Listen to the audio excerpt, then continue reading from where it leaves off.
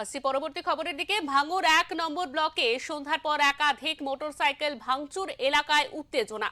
আবারও ভাঙড়ে ১ নম্বর ব্লকে উত্তেজনা, একাধিক মোটরসাইকেল ভাঙচুর। স্থানীয় সূত্রে জানা যাচ্ছে ভাঙড়ে সভা করতে আসার কথা রয়েছে নওশাদ সিদ্দিকীর। সেই মতো ভাঙড় ১ নম্বর ব্লকে কর্মীরা সভায় মাঠ পরিদর্শন করতে আসলেই বিতর্ক বাধে। ২৫ থেকে ৩০ জন তাদেরকে বাধা দেয় এবং এলাকায় গন্ডগোল শুরু হয়। আইএসএফ এর দাবি, তৃণমূল কর্মীদের হাতে আগ্নেয় অস্ত্র ছিল, এরা সবাই তৃণমূল কর্মী। তবে এই বিষয়ে তৃণমূলের কাছ থেকে কোন রকম বক্তব্য পাওয়া যায়নি। এলাকায় মোতায়েন রয়েছে বিশাল পুলিশ বাহিনী।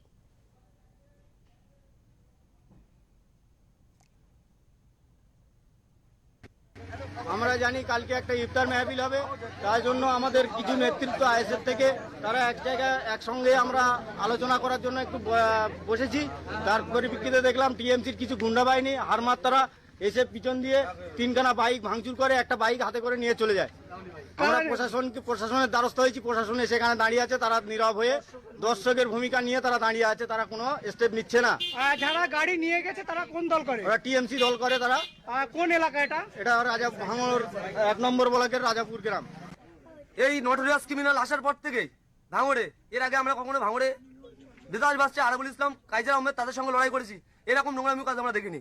এই শওকাত মোল্লা, এই নটোরিয়াস ক্রিমিনাল এখানে হওয়ার পরে আমরা কলকাতা পুলিশের উদ্দেশ্যে এতটুকু বার্তা দিতে চাই যে আপনারা ইমিডিয়েটলি এই বুথের যে পঞ্চায়েত মেম্বার মুসলিম, তার ওয়াইফ এই বুথের জেতেনি, মানে ভোট হয়নি, এমনি পঞ্চায়েত মেম্বার এবং সাদ্দাম, এই দুজনকে ইমিডিয়েটলি অ্যারেস্ট করতে হবে আজকে রাত্রের মধ্যে।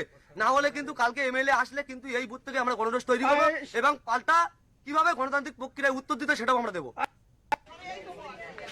সাধারণ মানুষের কিন্তু একেবারে প্রতিবাদ, সেই প্রতিবাদ